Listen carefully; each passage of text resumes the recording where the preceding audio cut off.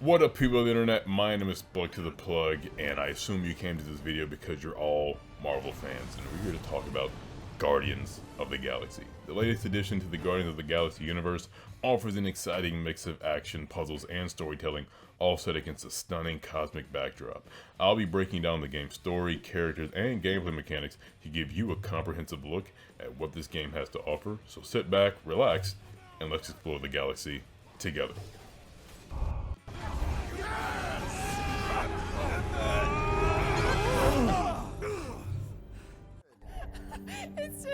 It's perfect. This is us. This is how we park. Well, this is how Quill parks. The game begins with the Guardians of the Galaxy led by Star-Lord accepting a mission to retrieve a mysterious artifact called the Matriarch from a planet that Lady Hellbender resides in. The team is in dire financial straits, and they see a job as an opportunity to get some much-needed cash.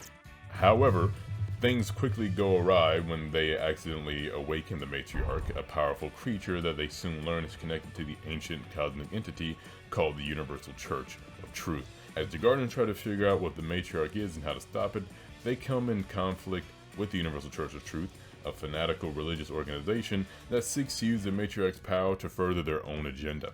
They also encounter other characters from the Marvel Universe, including characters like Cosmo, Nova Prime, and Adam Warlock. Throughout the game, the story is driven by the interpersonal dynamics of the Guardians themselves. Star-Lord, Gamora, Drax, Rocket, Groot, all have their own unique perspectives and personalities, and players, specifically you, must navigate their relationships and make decisions that affect the outcome of the story. Conversation starter. Hi, I'm Gamora. I murdered my sister. Can we be friends?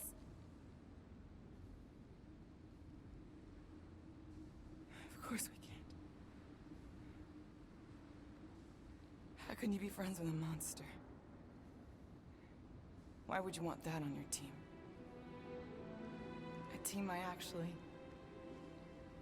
kind of enjoyed being on, all things considered. Well, I hate Nebula, so I actually would have... What? I'm just saying it don't change nothing. Actually, it changes everything. The most deadly woman in the galaxy just admitted she loves us.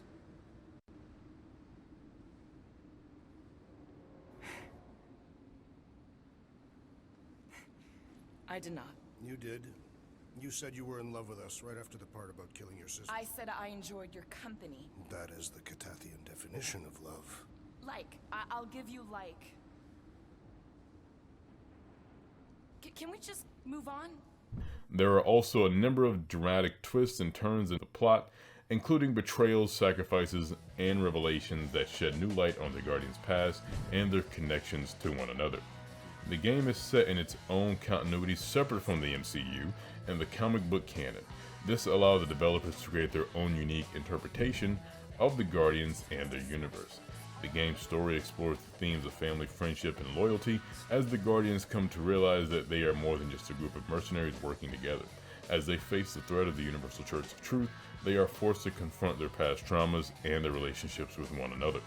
In addition to the main story, there are a number of side missions and activities that allow players to further explore the game's world and characters. These include conversations with the other members of the team, choices that affect the outcome of the story, and optional collectibles and hidden items that can be found throughout the game. The soundtrack is a mix of classic rock and pop hits from the 1980s, fitting with the retro-futuristic aesthetic of the game. The music is integrated into the gameplay, with Star-Lord's cassette player serving as a key gameplay mechanic. And none of it will be played here because of, well, copyright stuff. But trust me, the soundtrack is banging. The game's visuals are inspired by the classic comic book art style of the Guardians of the Galaxy, with bright colors and exaggerated character designs and dynamic action sequences. The game also features a variety of unique and imaginative settings, from outer space to alien planets to futuristic cities. As you progress through the game, they can unlock various upgrades and abilities for each of the Guardians, allowing them to customize their playstyle and strategy. These upgrades can be purchased with in-game currency, which is earned through completing missions and finding hidden gems. Now, I mentioned the studio's developers earlier, but Eidos Montreal is the studio responsible for bringing us this game. It was founded in 2007 as a subsidiary of Eidos Interactive and has since developed several, I almost said severely, several critically acclaimed games, including Deus Ex Machina and Deus Ex Mankind Divided and Deus Ex Human Revolution, and all the Deus Ex games you can fit on a Deus Ex timeline, and also Shadow of the Tomb Raider, but who cares about that, right? Eidos Montreal is known for its focus on immersive storytelling, richly detailed worlds, and innovative gameplay mechanics, which are especially prevalent in Guardians of the Galaxy. In the game, you control Star-Lord directly in combat, and can issue commands to other Guardians using a radial menu. Each of the Guardians have their own unique abilities and playstyle, which players can strategically use to overcome obstacles and defeat enemies. For example, Gamora is a skilled melee fighter, while Rocket has access to a variety of high-tech gadgets and weapons. In addition to combat, the game features a variety of puzzles and environmental challenges that players must solve using a combination of Guardian abilities. For example, Star-Lord can use his jet boost to fly and his element guns to manipulate the environment, while Drax has superhuman strength that can be used to move heavy objects. Throughout the game, players can make decisions that affect the outcome of the story, as well as the relationship between the Guardians. These choices are presented in dialogue and cutscenes, and can lead to different outcomes and consequences later in the game. You can also explore various environments in the game and can find hidden collectibles and items that offer additional lore and backstory about the Guardians and their universe. These collectibles can also be used to unlock various upgrades and bonuses that enhance the Guardians' abilities and combat effectiveness. Adding a little bit more to the influence of music in the game, with Star-Lord's cassette player serving as a key gameplay mechanic, you can use the player to switch between songs during combat, which can affect the mood and pace of the action.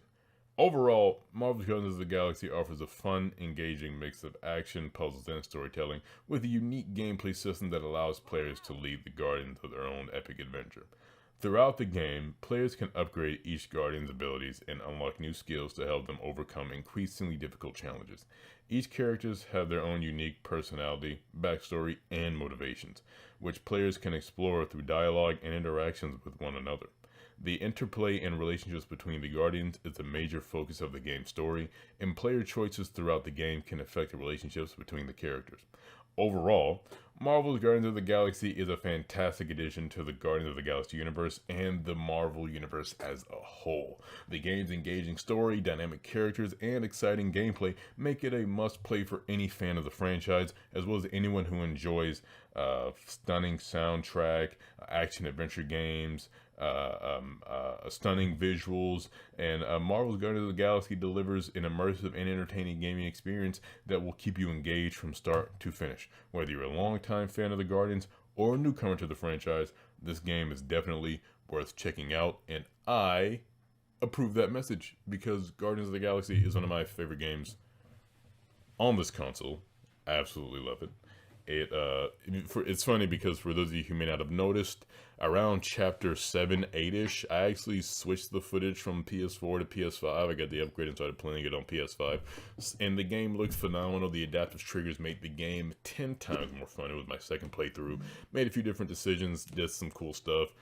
It's great. I can vouch for it. I really, really love it. I highly recommend it to anyone who, even if you're not a fan of the Marvel Cinematic Universe or any Marvel, or if you don't even like comic book stuff like that, this is a really, really fun game that I recommend you go check out immediately. Now, this isn't a full in-depth critique. I would love to do one of those. Let me know down in the comments below if you guys want to see one of those. But this is just kind of me talking about it. I replayed it and I want to make a video about it. The future to see how it holds up, and it holds up tremendously well. And if you haven't played it in a long time or you haven't played it at all, definitely go pick it up. Should be cheaper now, but it's definitely worth it. Definitely worth it. All right. And on that note, I'm going to end this video. Thank you guys so much for watching. I've been Spoke to the Plug. And the only thing I hate about this game is that why couldn't Avengers be just like it?